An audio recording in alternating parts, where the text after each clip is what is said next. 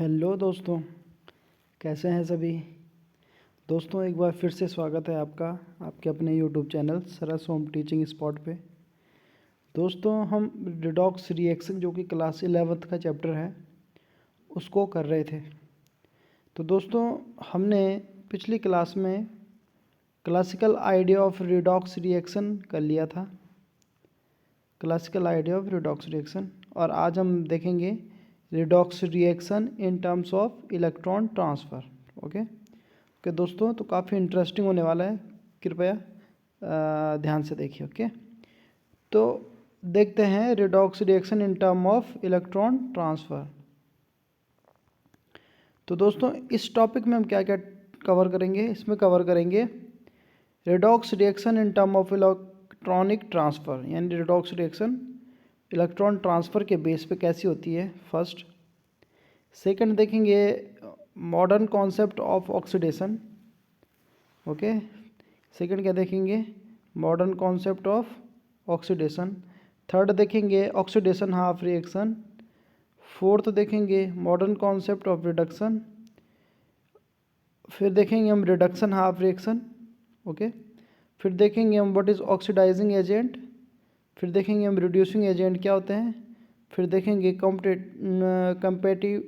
competitive electron transfer reaction. Okay, and last but not the least electrochemical series देखेंगे। Okay दोस्तों, तो चलते हैं। तो दोस्तों स्टार्ट करते हैं मॉडर्न कॉन्सेप्ट ऑफ ऑक्सीडेशन से। दोस्तों ऑक्सीडेशन क्या होता है, पिछली क्लास में हमने क्या पढ़ा, ऑक्सीडेशन क्या होता था कि या तो एडिशन ऑफ ऑक्सीजन, या फिर रिमूवल ऑफ हाइड्रोजन, या फिर एडिशन ऑफ इलेक्ट्रोनेगेटिव एलिमेंट, या फिर रिमूवल ऑफ इलेक्ट्रोपॉजिटिव एलिमेंट। ये हमने जो रिडॉक्स रिएक्शन का जो कॉन्सेप्ट था, क्या नाम है, क्लासिकल आइडिया, ये था, ऐसा था, ठीक है। बट मॉडर्न कॉन्सेप्ट में हम ऑक्सीडेशन किसे कहते हैं। सो oxidation is a process, oxidation is a process that evolves the loss of electron by an atom or group of atoms। Okay, तो ऑक्सीडेशन एक ऐसी प्रोसेस होती है जिसमें कोई भी एटम हो या ग्रुप हो वो क्या करता है, इलेक्ट्रॉन लॉस करता है, ठीक है। तो दोस्तों इलेक्ट्रॉन लॉस कैसे करेगा, जैसे कि यहाँ पर आप देख सकते हैं Na है, क्या है, सोडियम है। सोडियम का एटॉमिक नंबर कितना होता है, 11। अब सोडियम जब अपना आफ्टर मोस्ट सेल में एक इलेक्ट्रॉन रिलीज़ करता है तो वो क्या बना देता है, Na+। वो क्या बना देता है, Na+। तो इस स्पीसीज़ ने, सोडियम ने इलेक्ट्रॉन लूज़ किया। तो जब भी कोई स्पीसीज़ इलेक्ट्रॉन लूज़ करती है तो उसे क्या बोलते हैं, ऑक्सीडेशन। ओके, होप समझ आ गया होगा आपके। दोस्तों आप यहाँ पर देख सकते हैं सोडियम में 3 सेल्स होती है। Formation of sodium by oxidation of Na atom. तो सोडियम प्लस हम कैसे प्राप्त करते हैं, Na+ एटम से। तो इसका जो ये आउटर मोस्ट सेल जो आपको दिख रहा होगा, ये वाला सेल आउटर मोस्ट सेल, इससे एक इलेक्ट्रॉन रिलीज़ हो जाएगा और फिर इसके पास 2 ही सेल बच जाएंगे, ठीक है। तो ये हो गया ऑक्सीडेशन। होप ऑक्सीडेशन समझ आ गया होगा। तो ये एग्जांपल है, आप यहाँ पर देख सकते हैं, ये सोडियम एटम आपके सामने है, ये है सोडियम एटम। और sodium atom loses outer electron, जैसे इसने आउटर इलेक्ट्रॉन लूज़ किया तो यहाँ पर इसके पास 2 ही सेल बच गई। और ये देखिए ध्यान से, ये Na+ है, ठीक है, और ये क्या है, Na। तो Na से जब क्या बना, Na+ बना, तो उस प्रोसेस को क्या बोलते हैं, ऑक्सीडेशन। तो दोस्तों ये था मॉडर्न कॉन्सेप्ट ऑफ ऑक्सीडेशन का। इसमें क्या हुआ कि किसी एलिमेंट ने इलेक्ट्रॉन लूज़ किए, और जब इलेक्ट्रॉन लूज़ करता है कोई तो उस पर पॉजिटिव चार्ज आ जाता है। पॉजिटिव चार्ज क्यों आता है मैं बताता हूँ आपको। जैसे सपोज़ सोडियम का एग्जांपल ले ही रहे हम, तो सोडियम का एटॉमिक नंबर क्या होता है, 11। तो सोडियम में जितने इलेक्ट्रॉन होंगे उतने ही प्रोटॉन होते हैं, और आपको पता है इलेक्ट्रॉन पे कितना चार्ज होता है, नेगेटिव चार्ज। तो सोडियम में कितने नेगेटिव चार्ज हो गए, 11 नेगेटिव चार्ज, ठीक है। अब देखो सोडियम में जितने इलेक्ट्रॉन होते हैं उतने ही उसमें प्रोटॉन भी होते हैं। प्रोटॉन कितने होते हैं? 11, और प्रत्येक प्रोटॉन पे क्या चार्ज होता है? पॉजिटिव। तो अब 11 प्रोटॉन है तो 11 पॉजिटिव भी हो गया। तो आप ये देख सकते हैं सोडियम में 11 जो नेगेटिव चार्ज उसने 11 पॉजिटिव चार्ज को कैंसिल कर दिया, तो सोडियम पे नेट चार्ज क्या आ गया? 0। तो सोडियम जो एटम है, सोडियम एटम पे नेट चार्ज 0 होता है। क्लियर? बट जब ये सोडियम एटम अपना एक इलेक्ट्रॉन लूज कर लेता है तो इसका मतलब क्या हुआ? अब सोडियम के पास क्या बचे? 10 इलेक्ट्रॉन बचे, यानी 10 नेगेटिव चार्ज बचे, है ना। और जब उसके पास 10 नेगेटिव चार्ज है, प्रोटॉन का नंबर तो सेम है 11, तो ज़्यादा चार्ज कौन सा है? ये प्लस वाला चार्ज कितना है? 11, और नेगेटिव वाला चार्ज कितना है? -10, ठीक है। तो -11 और -10 कैंसिल आउट करके एक पॉजिटिव बचा देगा, ठीक है, एक पॉजिटिव। तो यहाँ पर सोडियम पे क्या आ गया? 1 पॉजिटिव चार्ज। तो होप ये ऑक्सीडेशन समझ आ गया होगा आपको मॉडर्न कॉन्सेप्ट के बेस पे कैसा हुआ, ठीक है। तो दोस्तों अब चलते हैं हम रिडक्शन पे। अब क्या चलते हैं? रिडक्शन पे। तो अकॉर्डिंग टू डेफिनेशन क्या है modern concept of reduction? Reduction a process which evolves gain of electrons bye an atom और अ ग्रुप ऑफ एटम। तो ये ऑक्सीडेशन का उल्टा होता है दोस्तों, ठीक है। तो ऑक्सीडेशन में क्या था? इलेक्ट्रॉन को, कोई स्पीशीज इलेक्ट्रॉन को लूज कर रही है, यानी उस पर पॉजिटिव चार्ज इंक्रीज हो रहा है, ये तो था ऑक्सीडेशन। बट रिडक्शन इसका उल्टा होता है। इसमें क्या होता है? कोई भी स्पीशीज एटम या ग्रुप क्या करता है? इलेक्ट्रॉन को एक्सेप्ट करता है अपने में, ठीक है। इलेक्ट्रॉन को क्या करता है? एक्सेप्ट या गेन ऑफ इलेक्ट्रॉन, ठीक है। तो एक एग्जांपल देख सकते हैं आप, जैसे यहाँ पर देखिए, ये आपके सामने क्या है? क्लोरीन एटम है। Chlorine atom with 17 proton, 17 proton यानी 17 प्लस चार्ज एंड 17 इलेक्ट्रॉन्स यानी नेगेटिव चार्ज। तो इस क्लोरीन पे नेट चार्ज देख लो 0 है, ठीक है। तो अब क्या हुआ? क्लोरीन ने एक इलेक्ट्रॉन एक्सेप्ट किया, ठीक, एक्स्ट्रा इलेक्ट्रॉन चार्ज -1। तो अब जब ये नेट पे था दोस्तों, आप ये देख सकते हो, जब देखिए, जब ये नेट चार्ज जब इस पर 0 था, तो इसका मतलब इसमें 17 प्रोटॉन और 17 इलेक्ट्रॉन्स थे, ओके। तो उन्होंने एक दूसरे को कैंसिल आउट करके नेट चार्ज 0 आ गया। बट यहाँ पर देखो, ये इलेक्ट्रॉन, इसने एक इलेक्ट्रॉन एक्सेप्ट किया, यानी एक माइनस चार्ज एक्सेप्ट किया। तो देखो अब इस पर कितने इलेक्ट्रॉन आ गए? Total 18 electron. तो 18 नेगेटिव चार्ज हो गया इस पर, और पॉजिटिव चार्ज तो 17 ही था। तो ज़्यादा चार्ज कौन सा हो गया? 18 वाला, यानी नेगेटिव चार्ज ज़्यादा हो गया है।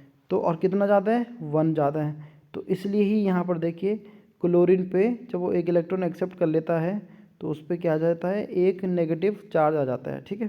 तो जैसे कि आपको दिख रहा है, तो ये प्रोसेस क्या हुई? ये प्रोसेस हुई रिडक्शन की, ठीक है। तो दोस्तों हम पढ़ रहे हैं रिडॉक्स रिएक्शन, और रिडॉक्स रिएक्शन मतलब redox means reduction and oxidation, दोनों के दोनों एक ही रिएक्शन में साथ साथ हो रही हो, ठीक है। तो एक्चुअली रिडक्शन कभी भी अकेले नहीं होती, या ऑक्सीडेशन कभी भी अकेले नहीं होती, ठीक है। दोनों क्या है? एक दूसरे के संपूरक है या कॉम्प्लीमेंट्री है, दोनों एक साथ ही होंगी। तो जैसे यहाँ पर देखिए, अब जो ये आपको दिख रहा होगा, ये जो सोडियम है, इसने एक इलेक्ट्रॉन लूज़ किया तो Na+ बनाया, और इसका क्या हुआ? Sodium has lost an electron, और ये क्या था? ऑक्सीडेशन, ठीक। ये क्या था? ये क्या था? ऑक्सीडेशन। तो ये क्या था? ऑक्सीडेशन। ये देखिए ऑक्सीडेशन था, ठीक है। बट अब यहाँ नीचे देखिए आप, ये जो था क्लोरीन में ने क्या किया था? एक इलेक्ट्रॉन एक्सेप्ट किया था, और क्लोरीन नेगेटिव बना दिया था ना, क्लोरीन नेगेटिव बना दिया था। तो ये chlorine has gained an electron, and इस प्रोसेस को क्या बोलते थे? रिडक्शन। अब आपको पता है ये प्रोसेस क्या है? रिडक्शन प्रोसेस है। अब देखिए, हम रिडक्शन प्रोसेस और ऑक्सीडेशन प्रोसेस को ऐड अप कर सकते हैं, ठीक है। तो यानी कि अगर हम रिडक्शन प्रोसेस को और रिडक्शन और ऑक्सीडेशन को ऐड करेंगे तो हमारे पास ये होगा NaCl।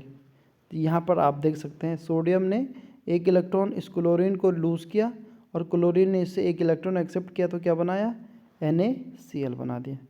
ठीक है दोस्तों, तो होप समझ आ गया होगा आपके। तो ये हो गई बात, ठीक है। ओके दोस्तों, तो होप अब आपके समझ आ गया होगा कि ऑक्सीडेशन क्या है, रिडक्शन क्या है, और ऑक्सीडेशन हाफ रिएक्शन क्या है। ऑक्सीडेशन हाफ रिएक्शन यही है, ऑक्सीडेशन हाफ, जिसमें ऑक्सीडेशन हो रही होगी उसको क्या बोलेंगे, ऑक्सीडेशन हाफ। और हाफ इसलिए बोलते हैं क्योंकि ये रिडॉक्स का हाफ होता है, यानी हाफ ऑक्सीडेशन होगा, हाफ रिडक्शन होगा, तब जाके मिलके बनाएगा एक रिडॉक्स रिएक्शन, ठीक है। तो ये हो गया ऑक्सीडेशन हाफ, और ये हो गया रिडक्शन हाफ रिएक्शन, ठीक है। अब आगे चलते हैं। तो दोस्तों oxidation half, reduction half reaction समझ लिए हमने। तो अभी तक देखते हैं हमने अभी तक क्या क्या समझा।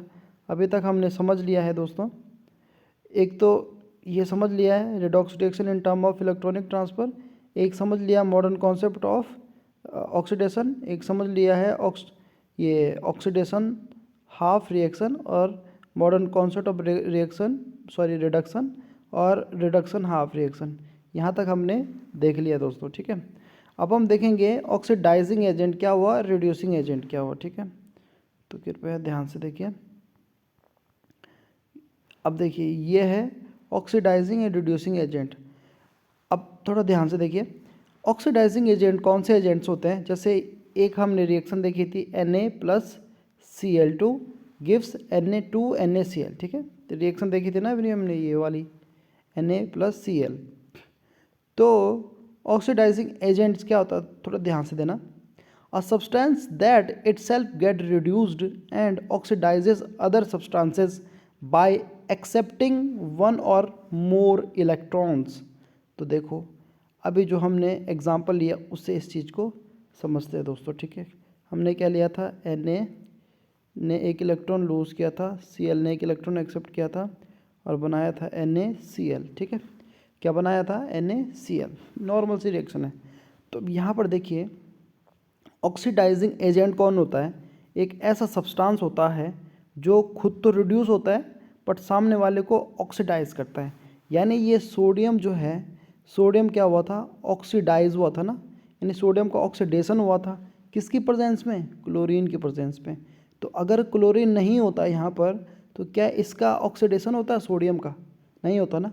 तो जिस स्पीसीज़ की प्रेजेंस में किसी भी स्पीसीज़ का क्या होता है, ऑक्सीडेशन होता है, तो उस जिसका ऑक्सीडेशन हो रहा है उसके सामने वाली स्पीसीज़ को क्या बोलते हैं, ऑक्सीडाइजिंग एजेंट। तो Na+Cl गिव्स NaCl, इस रिएक्शन में ऑक्सीडाइजिंग एजेंट कौन हुआ, क्लोरीन हुआ, ठीक है। तो आपके समझ में आ गया होगा अच्छे से, ठीक है। अब बात करते हैं रिड्यूसिंग एजेंट की। तो रिड्यूसिंग एजेंट क्या होता है, a substance that itself gets oxidise and reduces other substances by donating one or more electron. देखिए तो रिड्यूसिंग एजेंट कौन होता है, जो इलेक्ट्रॉन डोनेट करता है और सामने वाले को क्या करते हैं, सामने वाले को रिड्यूस करता है, यानी सामने वाले का रिडक्शन करता है। तो वही एग्जांपल जैसे हमने देखा दोस्तों Na+Cl, ये रिएक्शन था, प्रोडक्ट क्या बना था, NaCl। अब यहाँ पर देखिए रिड्यूसिंग एजेंट क्या होता है, रिड्यूसिंग एजेंट यहाँ पर Na है। Na कैसे है, क्योंकि रिडक्शन किसका हो रहा था, Cl का हो रहा था, और रिडक्शन किसकी प्रेजेंस में हो रहा था, रिड्यूसिंग एजेंट की प्रेजेंस में। तो रिड्यूसिंग एजेंट क्या है, सोडियम। और ये रिड्यूसिंग एजेंट कैसे है, क्योंकि रिड्यूसिंग एजेंट होता है जो वो इलेक्ट्रॉन डोनेट करता है, और फिर जिसका रिडक्शन होना है यानी जो रिड्यूस होगा, जैसे इस केस में क्लोरीन रिड्यूस होगा तो उसने एक इलेक्ट्रॉन एक्सेप्ट कर लिया, ठीक है। तो ये हो गया रिड्यूसिंग एजेंट। होप दोस्तों आपके समझ आ गया होगा ये रिड्यूसिंग एजेंट क्या है, ठीक है। अब कुछ एग्जांपल देखते हैं दोस्तों, ठीक है।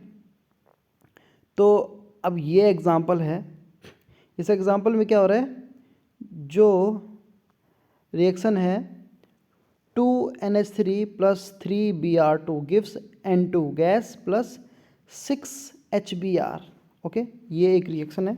इस रिएक्शन में थोड़ा गौर से देखिए, यहाँ पर NH3 जो है ना वो ऑक्सीडाइज हो रहा है, और क्या बना रहा है, NH3 ऑक्सीडाइज होकर क्या बना रहा है, N2 गैस, ठीक। और ये जो Br2 है, ये Br2 का क्या हो रहा है, रिडक्शन हो रहा है, यानी रिडक्शन हो रहा है, और ये क्या बना रहा है, HBr बना रहा है। ठीक है, तो अभी हमने देखा था जिसका रिडक्शन होता है, यानी इस केस में Br का रिडक्शन हो रहा है ना, तो जो स्पीसीज रिडक्शन करती है इसका रिडक्शन हो रहा है, तो जो स्पीसीज रिडक्शन कर रही है उस स्पीसीज को क्या बोलते हैं, जो स्पीसीज रिडक्शन कर रही है उस स्पीसीज को क्या बोलते हैं, रिड्यूसिंग एजेंट। तो इस केस में रिड्यूसिंग एजेंट क्या हो गया, NH3, क्योंकि ये Br का क्या कर रहा है, रिडक्शन कर रहा है। तो रिड्यूसिंग एजेंट क्या हो गया, Br3 जो आपको दिख रहा है। ठीक है, समझ आ गया होगा।